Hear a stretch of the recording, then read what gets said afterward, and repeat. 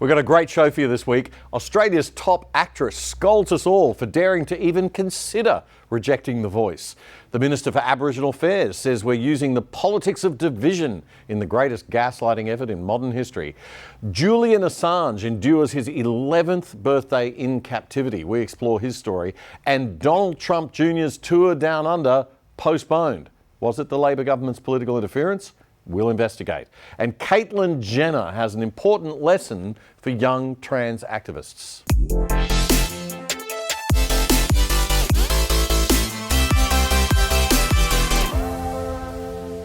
G'day and welcome to The Other Side Australia, your weekly shortcut summary of the news of the week here on ADH TV for the weekend commencing the 7th of July 2023. I'm Damian Coory. This is the show where we bring you the news from a good old-fashioned, but maybe slowly coming back into fashion, classical liberal perspective, as we strip away the endless woke nonsense from the way news is normally presented these days. This is The Other Side Australia. Let's go.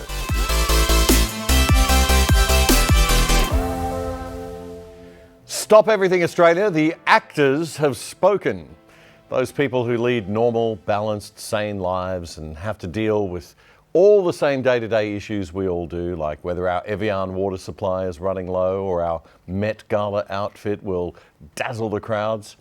Australian actor Cate Blanchett, never short of a woke opinion or 10, says this year's referendum on an Indigenous voice to Parliament is an extraordinary time for our nation's history. It is a strange time, but it's an extraordinary time for an extraordinary country. It does make me sad that there's a lot of fear being generated about a really positive moment for us as a nation. So let's see. Activists want to change our constitution to include an entire chapter, not just a clause, but an entire chapter, which will demand a special voice to Parliament for a specific group of people based on their race, based on the fact that their ancestors, and maybe just one or two of their ancestors too, by the way, got here first. Even though none of us should feel any less Australian if we were citizens born overseas or citizens born to ancestors within the past 235 years. That is the change that we're being asked to vote yes to in this referendum if the government is stupid enough to proceed with it. Is there anything better than a tediously woke Hollywood actor lecturing people about politics and the law? A Melbourne private schoolgirl who got an arts degree from NIDA, telling the rest of us how we should think. Not, I have a feeling I'd like The Voice, I like the idea, what do you think? No, scolding. Scolding us as if we are not as smart as she is, as if we are somehow foolishly fearful, sad little conservatives and classical liberals who don't understand the deep feeling humanity of the far morally superior woke left. But it gets even better. Now she's going to lecture us about the law and the Constitution with that NIDA education. And we have to remember that the primacy of Parliament is not under threat. It's not under threat. It's just that, Parliament is a place where the important issues of the day are debated and all points of view are listened to, and the government, the Parliament makes legislation, they make decisions, the Parliament makes those decisions. Right. The thing, just the vibe of the thing. Nothing quite like getting a civics lesson from a condescending Hollywood movie star, is there? The primacy of Parliament is not at risk, that is true. But the fairness of it is, when you allow a special group or a special chamber, if you like, to give special voice to 3% of the population based on their racial heritage, that is a very serious step in the direction of a specific ideology, left-wing identity politics. We're giving special privilege to a race in our constitution. Next, it'll be a gender. I mean, why shouldn't we have, if we've got a racial, we should have a gender one. And then it should be a sexuality one, right? Everybody has a worthy cause, Cate. And pretty soon, there'll be a flag and a special voice to Parliament for everyone. But do carry on. I mean, I so value your educated opinion. But there's a certain voice that is never really, in a non-partisan way, in an eternal way, represented at that table, and that's an Indigenous voice.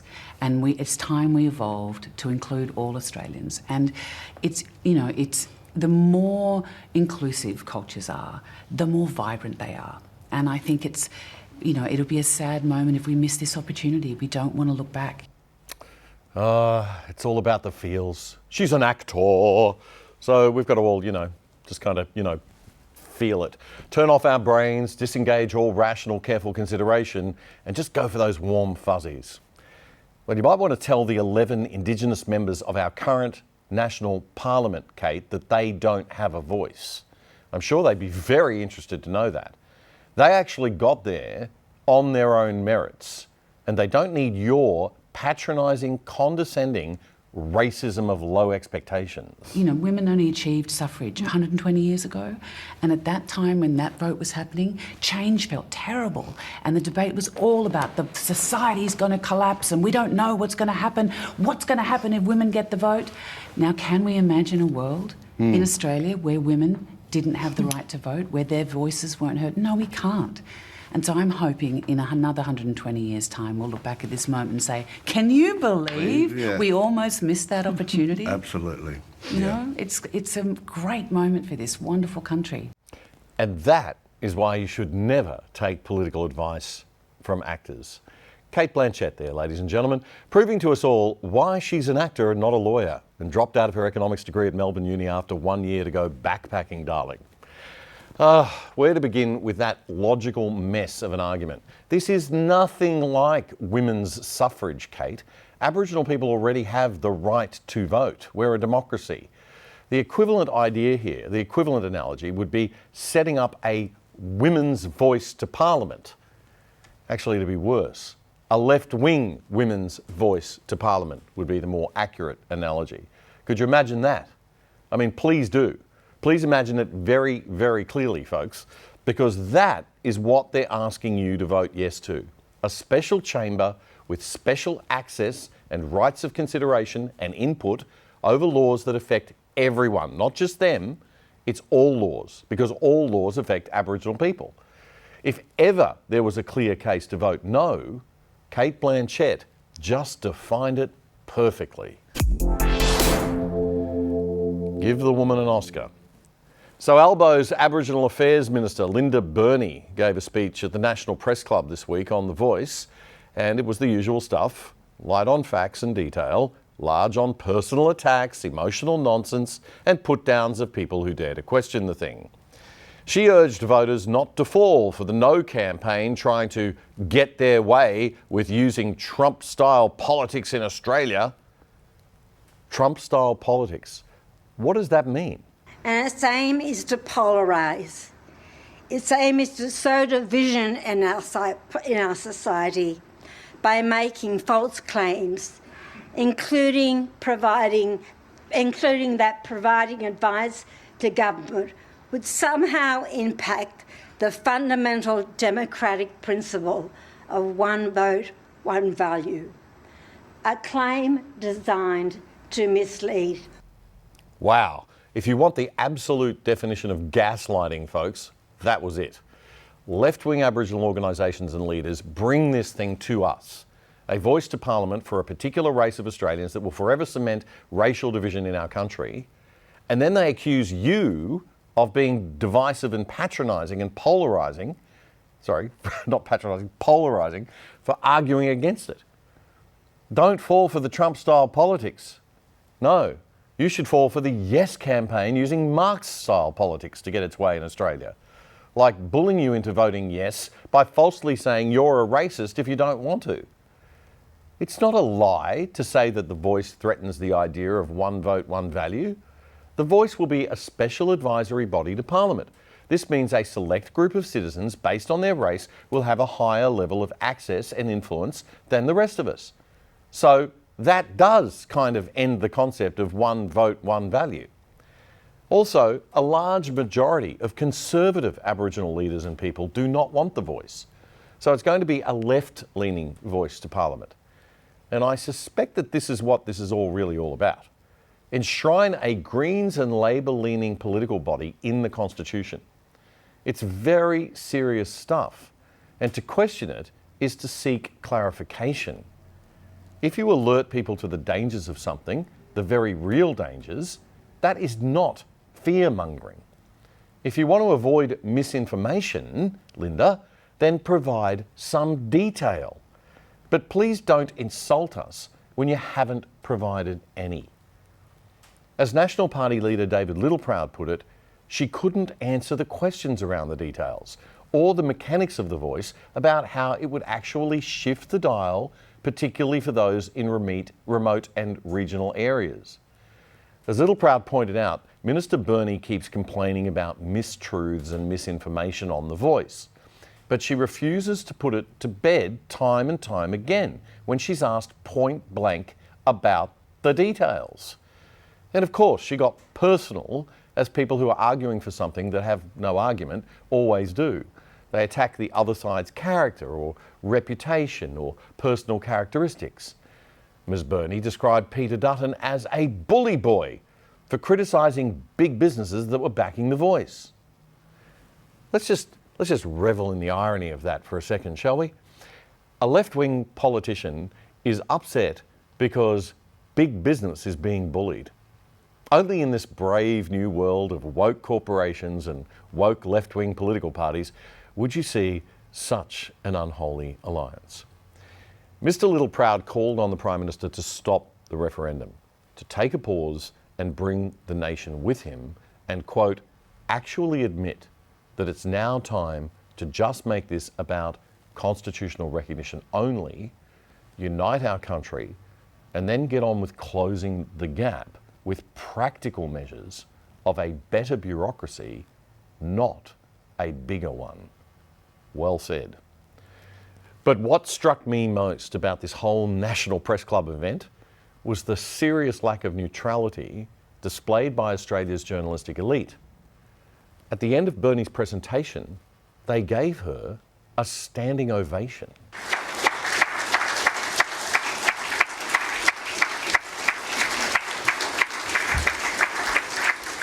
Now, there are political people and guests in that room too, but there are a lot of leading journalists as well, and nearly everyone is standing and applauding. So you know what side your news is baked on this issue moving forward.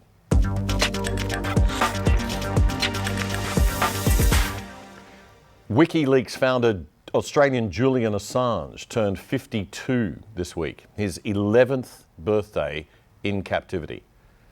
How weak is Australia in its relationship with the US that we can't bring this one to a close? As Philip Adams wrote in a petition to free Assange this month, perhaps the only thing I agree with Philip Adams on, quote, Julian has been deprived of the comfort of his loved ones, the warmth of the sun on his face, and the simple yet priceless freedom to walk where his feet might take him.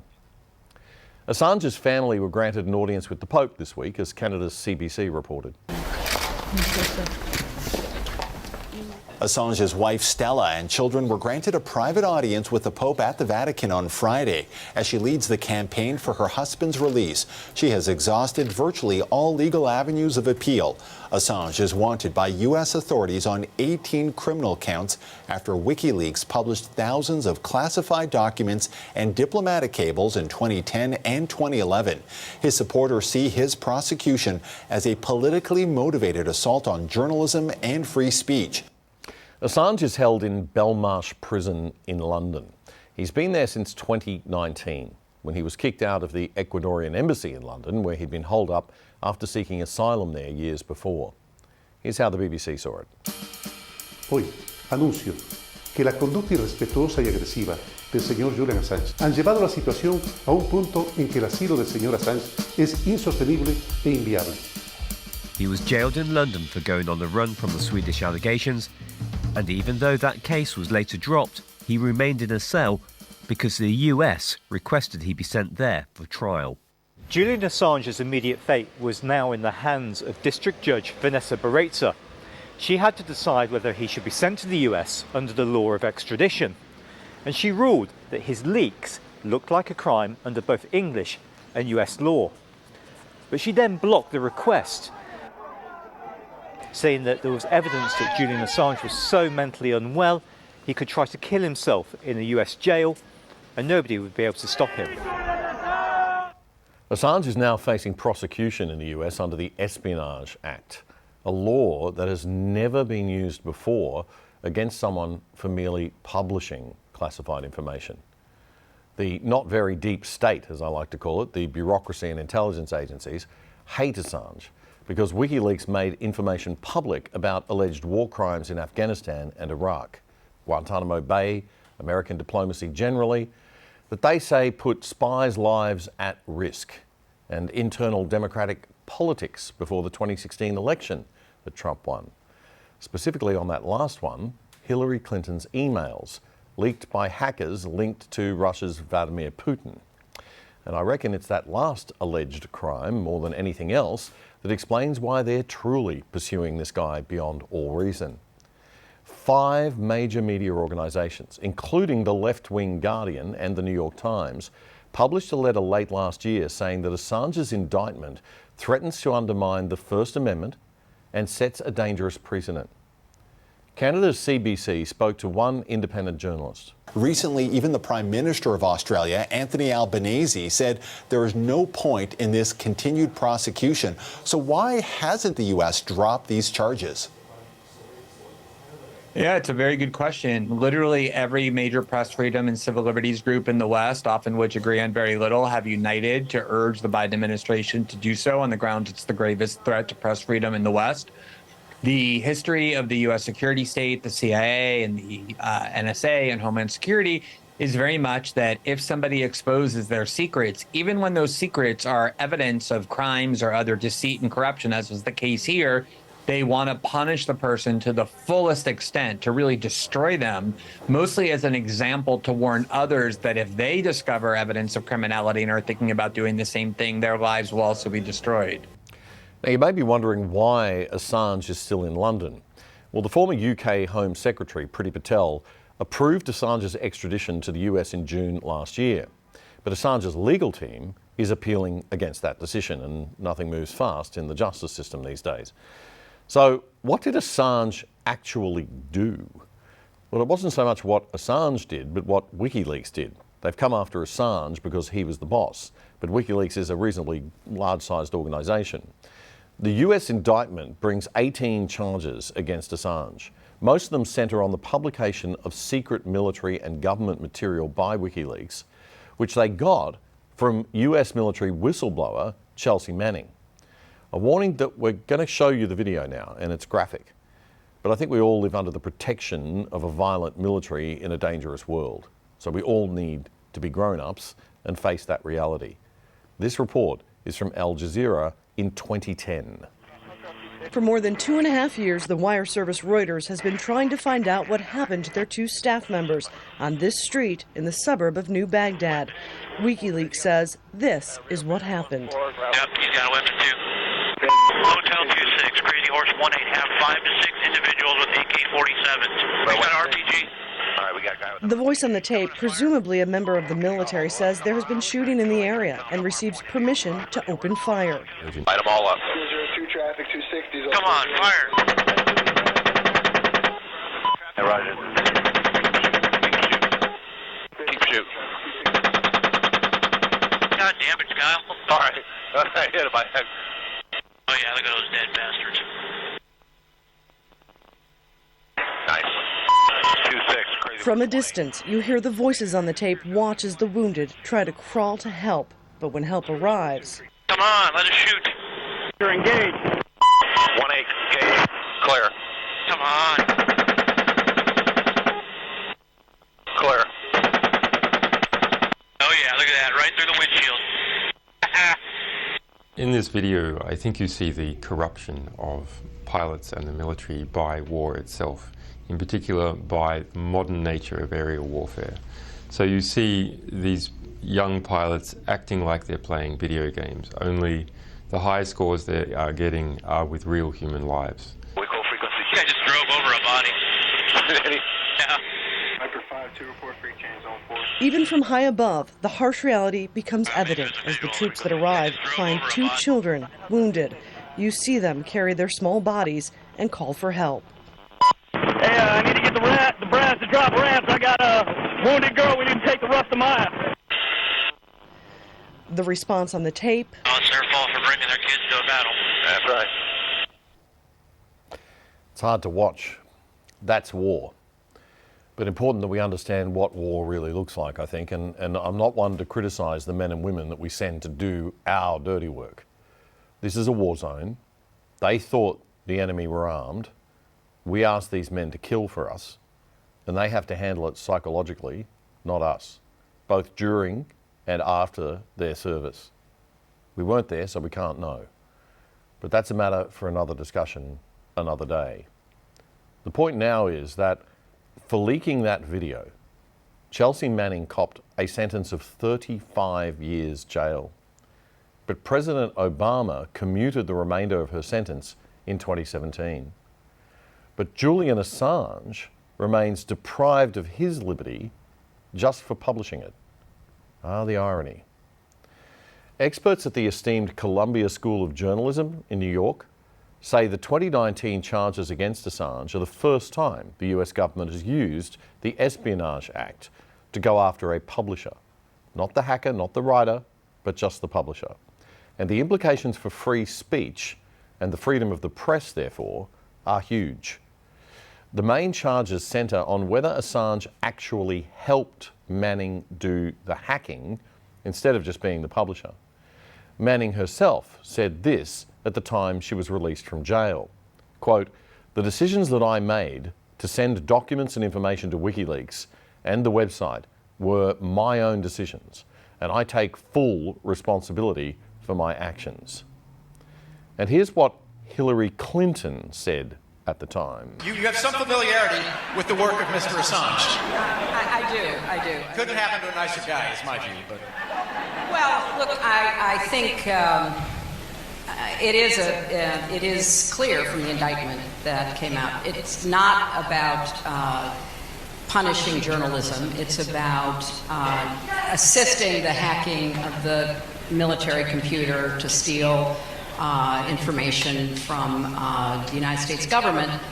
And look, I'll wait and see what happens with the charges and how it proceeds. But you know, he skipped bail in the UK. You know, Sweden had those charges, which have been dropped in the last several years. But the bottom line is he has to answer for what he has done, at least as it's been charged. So let's just be clear. The reason Assange was in the Ecuadorian embassy until 2019 was because he'd sought asylum there. The British police can't enter a foreign embassy, even on its own soil. Diplomatic convention and rules mean an embassy is considered the soil of the country it represents, not the country it's in. But the point is this. Assange sought asylum there to stop his extradition to Sweden. The Swedish authorities wanted him over sexual assault allegations. It wasn't those allegations that he feared that saw him hide out in the Ecuadorian embassy. It was Sweden then extraditing him to the United States, possibly. The sex assault investigation was eventually dropped because Swedish prosecutors said the evidence was not strong enough. It seems the easiest way to get someone these days and damage their reputation if you need to for any political reason is sexual assault allegations, isn't it? That's not good for real victims of sexual assault either, I might add. But when Sweden dropped those charges, which seemed to have been suspiciously dodgy to say the least, Assange still couldn't walk free because the Brits then wanted to arrest him for avoiding arrest initially and going into the Ecuadorian embassy. So then when the Ecuadorians decided he'd overstayed his welcome, he went straight into British custody. Then the Americans brought their extradition request. You see how this works? It's like Rambo. It all starts with a parking ticket or a speeding fine or whatever it was. But see how Hillary muddies the waters there. See how they play on your confusion and the complexity of the story. Oh, well, there were the charges in Sweden, then he was in jail in London, so he must be a baddie, blah, blah, blah. And everyone just goes, oh, okay, he's a baddie. One less thing I have to worry about there being an injustice in the world over, and then we can forget that an innocent man is effectively rotting away in jail for nothing and go back to watching the footy. It's a bit like what former US National Security Advisor under Trump, John Bolton, tried to do when he came face to face with Julian Assange's wife, Stella Assange, on Piers Morgan's Fox Nation show late last year. And when he gets to the United States, he'll get due process here. And I hope he gets at least 176 years in jail for what he did. Stella? Well, of course, Ambassador Bolton is kind of the ideological nemesis of Julian. He has, during his time for the Bush administration and later the Trump administration, sought to undermine the international legal system, ensure that the U.S. is not under the International Criminal Court's jurisdiction. And if it was, Mr. Bolton might in fact, be prosecuted under the ICC. He was one of the chief cheerleaders of the Iraq War, which Julian then exposed through these leaks. So he has a conflict of interest here. Ambassador Bolton? Well, that's ridiculous. I have an opinion. So does Assange's wife. I guess we both get to speak them. I think that what she fears is being brought to the United States and having Assange put under trial. If he's innocent, she can at least show reasonable doubt that he's not guilty, he'll go free. What's she worried about? I guess what she's worried about is a fair trial, because it's pretty clear what the attitude towards him is. Well, let her say a large number of Americans. That's fine. Let her say Julian Assange cannot get a fair trial in America. Let her say it. Okay. Well, he cannot get a fair trial in America because he is being prosecuted under the Espionage Act, and he cannot bring a public interest defense. Let's hear her say that he can't get a fair trial in America, says Bolton. He can't get a fair trial in America, she says. The Justice Department under Trump first brought the official criminal charges against Assange in 2019. And as soon as Biden was sworn in as president, he pushed even harder for Assange's extradition to America. But the US government under Obama had said it wouldn't prosecute Assange because of the precedent it would set. But like so much about Obama, it was a lot of hot air and no action. People were hoping Joe Biden would honour the pledge of his old boss, but so far, nothing. So how weak is Albo? And how weak was ScoMo? And do the Americans really value our alliance? And what about the UK's revolting role in all of this? You might argue that what Assange did was wrong and put the security of intelligence and military agents at risk. I wouldn't argue that, because I think we all have a right to know what our governments are doing in cold and hot wars abroad and in our name. Some secrecy is necessary in war, of course, and we permit that as a people by letting our governments classify information. But it would be good if our governments remembered that we are letting them do that on our behalf, that we start from a position that we have the right to know and work backwards from there on secrecy for a war effort. If something leaks, well, the responsibility for that lies with those who are supposed to stop things leaking, like Russian hacks on the Democratic Party servers. The responsibility does not lie with those who publish what has already been leaked. That's like punishing a reporter writing about a bank robbery for the bank robbery itself. The publication of the bad thing that happened embarrasses the Hillary Clintons and John Boltons of the world, so you've got to go to jail for 11 years. It's disgraceful. And yet another indictment of free speech by the big government people on the left, and the right too in this case. It takes a lot to make me agree with Philip Adams on anything, but this case has done it. In any case, this Australian man has spent 11 years locked up, and we've done bugger all about it. My position is clear and has been made clear to the US administration that it is time that this matter be brought to a close, Anthony Albanese told Parliament months ago. Well, aren't you the impotent one, Albo? Nothing so far. Clock's ticking. And while the Aussie old media might be too dumbed down and unprofessional to cover this case properly, given its massive global significance for free speech and a free press, we will keep you posted on every month that goes by. Every month that proves how powerless Australia really is when it comes to getting what we want and what is right and just from our two closest allies, the UK and the US.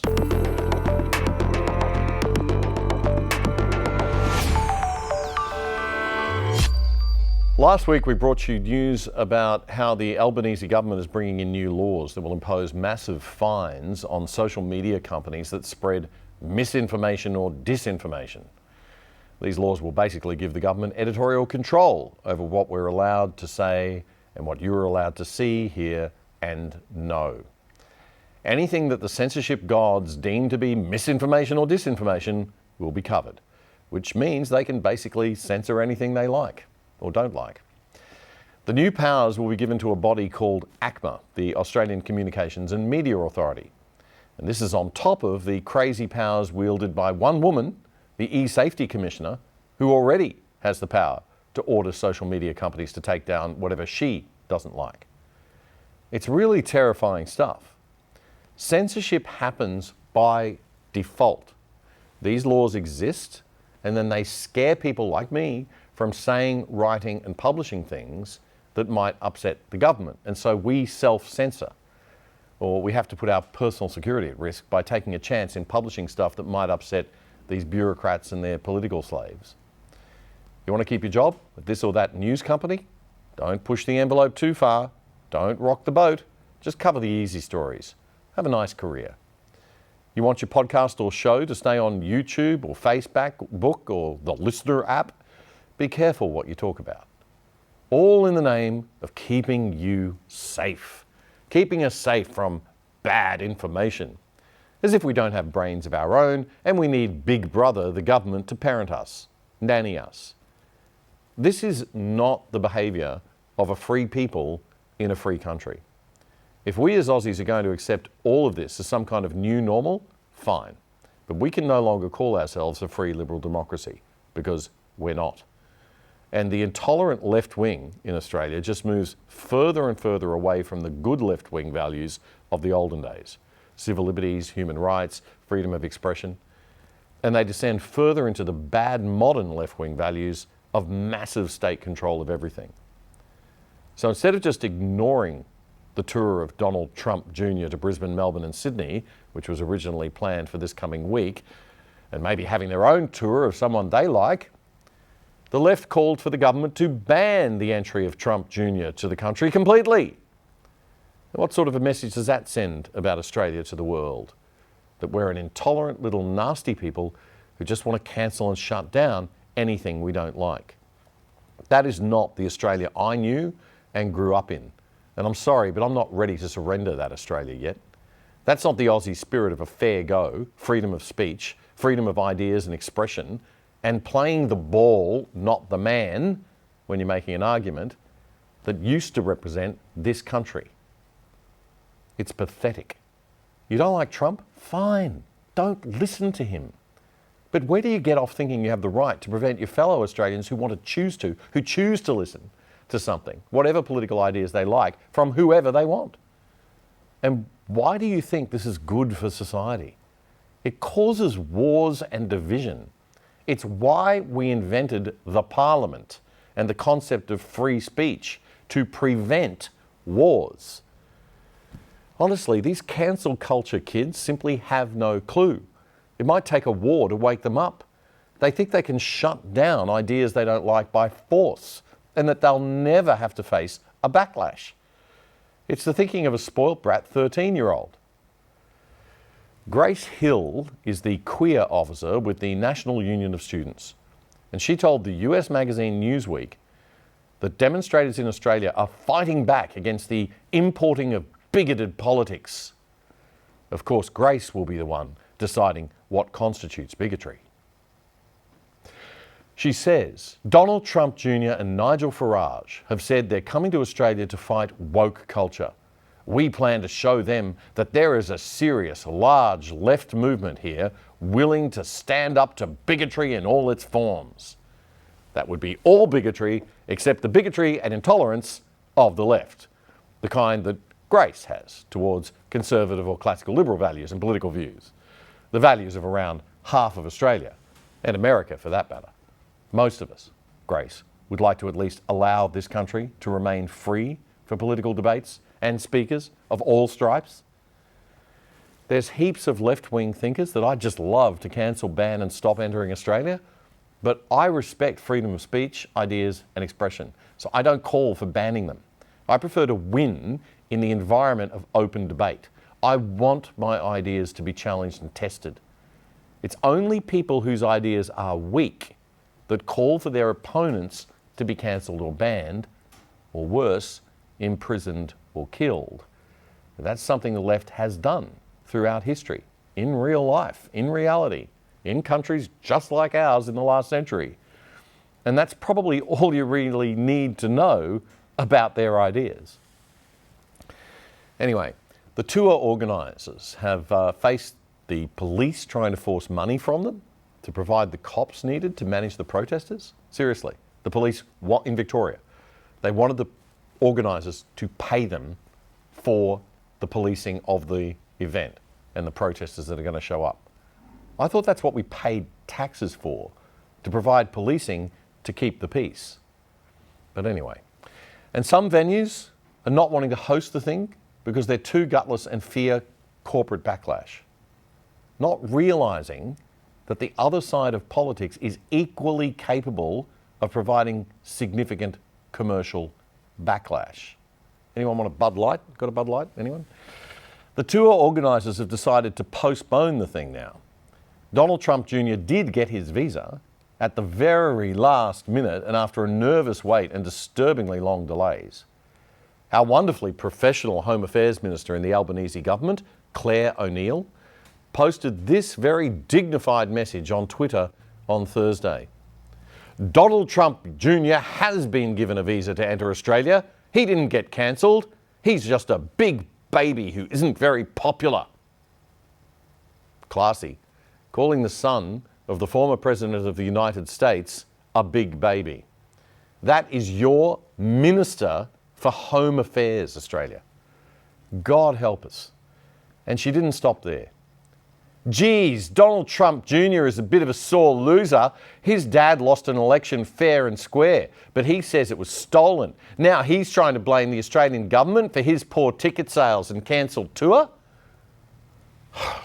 Does she know that she's a minister in the Australian government and not in some university politics club? Claire O'Neill, remember the name, the Albanese government's Minister for Home Affairs, ladies and gentlemen. She's the member for the federal seat of Hotham in Melbourne's southeast. Take note, good people of Hotham. The other side has it on very good authority that the ticket sales for these events are excellent, and the event hasn't been cancelled, only postponed. As Rebecca Weiser points out in the Spectator's Flat White Online this week, the handling of a visa for the son of a former president of the United States is a matter for Australia's ambassador to Washington, Kevin Rudd. When Prime Minister Anthony Albanese appointed his great friend as ambassador to Washington, he was taking a risk, Rebecca writes. The final decision on Trump Jr.'s visa rested with Home Affairs Minister Claire O'Neill, who has the discretion to refuse it under the Migration Act. But Rudd's boss, Foreign Minister Penny Wong, would have also been highly influential because she is responsible for foreign relations, including with a possible future Trump government, Weiser wrote. The first hint that the public got that there was a problem with Trump Jr.'s tour was last Saturday evening when the Australian newspaper published an opinion piece calling for Trump Jr.'s visa to be denied.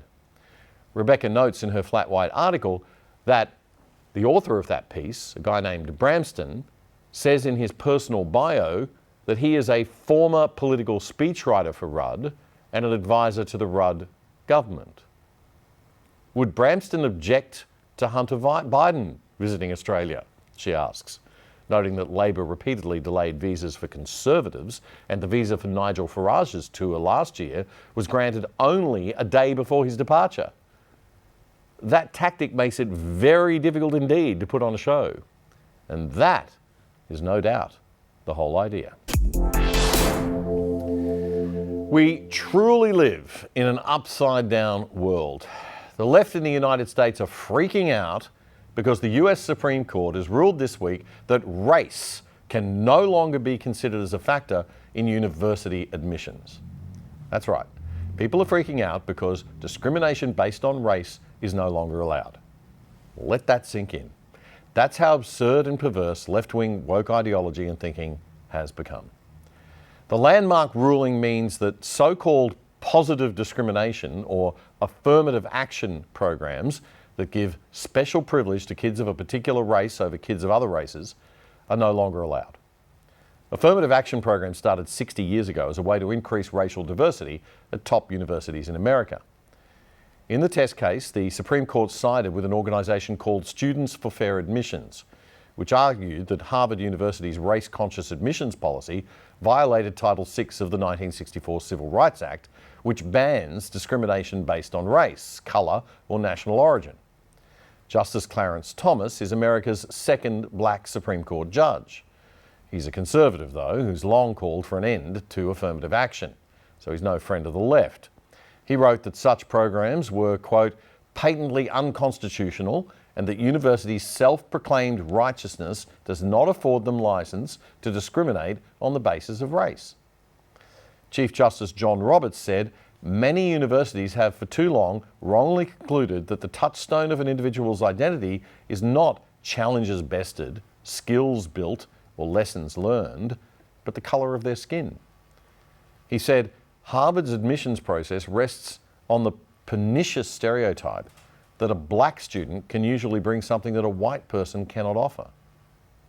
The Asian American Coalition for Education told the BBC that affirmative action had negatively affected Asian American students' odds of enrolment at elite schools, and that the decision will preserve meritocracy, which is the bedrock of the American dream. I agree. I think 60 years of affirmative action, 3 generations, is enough of a leg up for groups considered to be a minority or marginalised. University campuses in America are certainly very racially diverse today.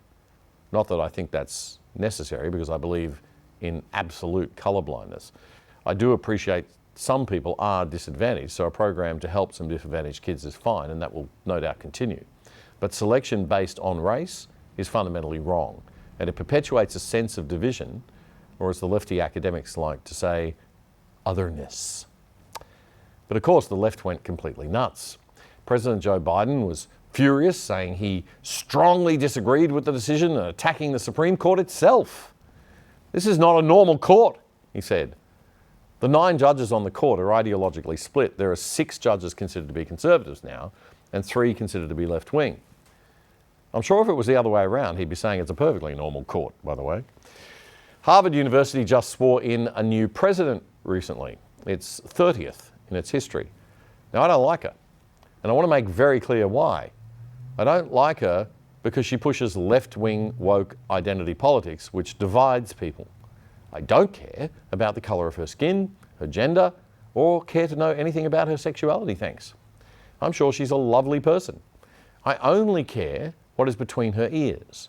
And what is between her ears is grey matter filled with an academic career based on identity politics ideologies. And she, of course, hated this Supreme Court decision. We will comply with the court's decision, but it does not change our values. We continue to believe deeply that a thriving, diverse intellectual community is essential to academic excellence and critical to shaping the next generation of leaders. I couldn't agree more. I just believe what Harvard and all of the world's universities desperately need right now is more intellectual and ideological diversity. Because our unis have become places infiltrated by left-wing culture and ideology where conservative or even classical liberal thinking is mocked and squashed at every turn. So how about a positive discrimination program for a few decades that ensures political and ideological diversity more reflective of the balance in the wider community? Education that respects traditional values of Western civilization. Humanities programs that teach the classics to undergrads instead of indoctrinating them with one mindset, one ideology that is rarely ever questioned or challenged. For many, this decision feels deeply personal. It means the real possibility that opportunities will be foreclosed. But at Harvard, it has also strengthened our resolve to continue opening doors. To our future students, know that we want you here. We are eager to welcome you to our community. And I'm sure that the hundreds of Asian and ethnically European students who've missed out on places at Harvard because of racial discrimination, what we used to call racism, will be very happy to hear that now. That's Claudine Gay, Harvard University's new president. To demonstrate just how wonderful Harvard's become, the university that alongside Oxford and Cambridge was once considered the world's greatest, you'll be thrilled to know that they've turned to inviting more Hollywood actors to give the commencement addresses. How inspiring. Now listen, it's not fair, but please don't be embittered by this fact that without having done a lick of work, without having spent any time in class, without once walking into that library, in order to have anything to do with the graduating class of Harvard, its faculty, or its distinguished alumni, I make a damn good living playing someone who did.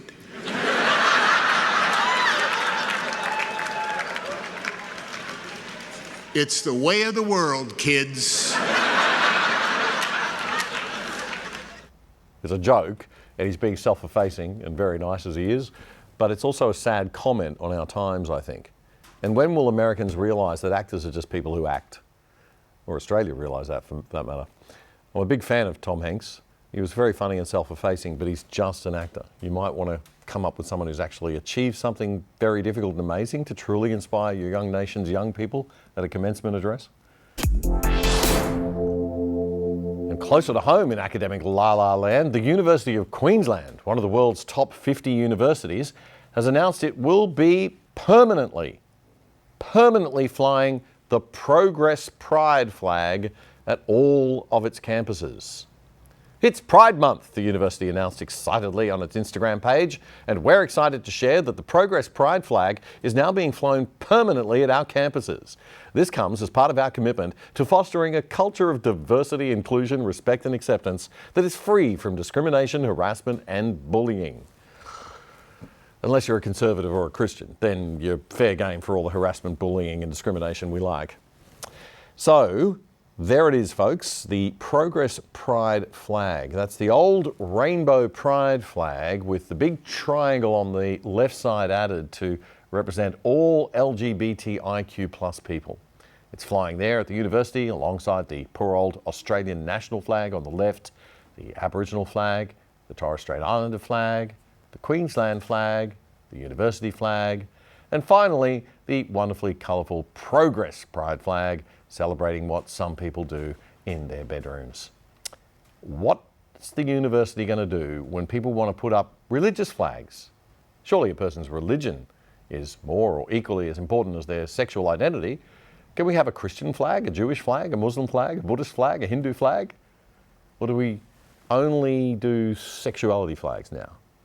Okay, what about an LGB conservative flag for gay people who reject trans and gender ideology? There's plenty of them. I mean, seriously, where does it end? There'll be flagpoles all over the place. You won't be able to walk. Just by the way, the Australian newspaper reported this week that Queensland's universities lost a combined $1.3 billion this year. University of Queensland lost the most money, $311 million, followed by the Queensland University of Technology with a $131 million loss. Maybe a little less time on rainbow flags and a little more on cutting wasteful spending on bad courses might be a good idea.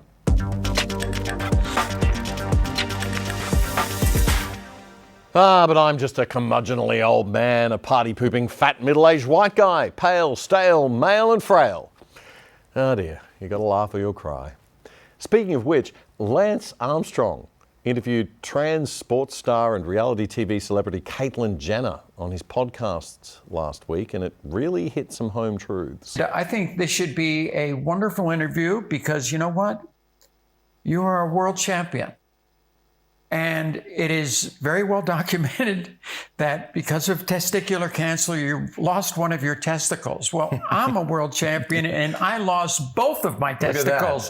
So anyway, Lance, there we go. And what a way to start. We're in good hands together, so let's get down to it. And it's, it's interesting because folks, a lot of, guys especially like to say, this is, this is going to take balls. Who's got the balls to do that? And, I always get a little sensitive.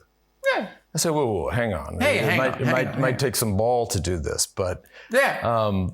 So I'm glad. You know what? In a situation like you just got to have some fun with it. Yeah. I mean, too many people I think take life so seriously. Yeah. Here. Caitlyn Jenner, now 73 years old, explained her discovery when she was Bruce Jenner that she was gender dysphoric. When I was growing up, I was gender dysphoric. I was also dyslexic, so I didn't really do well in school. To me, school was always very frustrating. And the gender dysphoria started as early as my whole life. Yeah, I was a little kid. Very early. Yeah, going into you're mom's kind of born closet. that way. Right. You know, are you right-handed or left-handed? Right-handed. I'm left-handed. Why are you right-handed and me left-handed? I don't know. It's just kind of who we are. And you're that way your whole life. Being gender dysphoric, if you're truly gender dysphoric, but I grew up in the 50s and 60s, and there wasn't even a word for being gender dysphoric. You just kept your mouth shut. And I went and played sports. Right. And because of how I was, I took sports seriously. And clearly, I struggled big time. I lived in a house right over here for 6 years, barely came out. Due to the gender dysphoria. Yes. This was, okay. Yes. And due to that, I was on hormones. I thought I was going to transition before I was 40. And I got to 39, sitting in this house for 6 years, just going out to go to work. I wasn't a good parent. I did have some kids, but I wasn't a good parent. I was struggling in my life. Really struggling every day.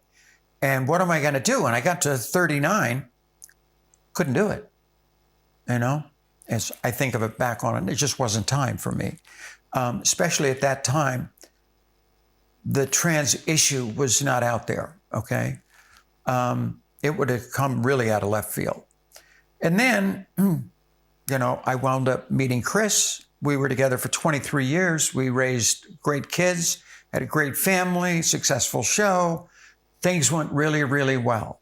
And I started thinking, I first had to talk to all my kids.